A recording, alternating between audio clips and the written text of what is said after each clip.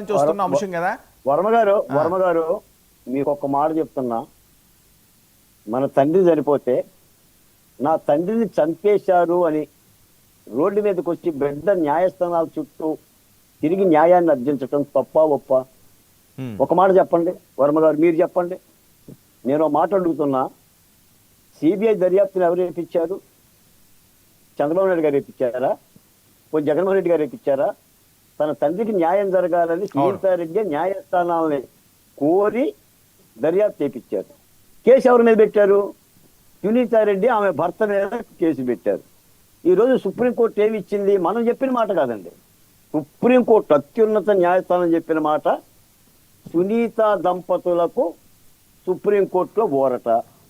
వీరితో పాటు రామ్ సిబిఐ అధికారి మీద కేసు పెట్టారు. ఎంత పాపం అండి! ఇంతకంటే దుర్మార్గం ఉంటుందండి?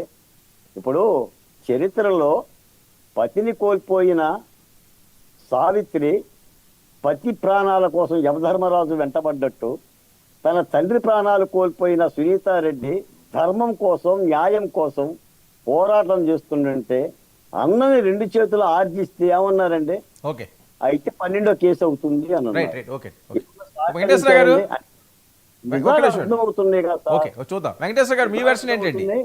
ఒక్క మాట, 6 ఏళ్ళు అయిందండి వివేకానంద రెడ్డి హత్య జరిగి.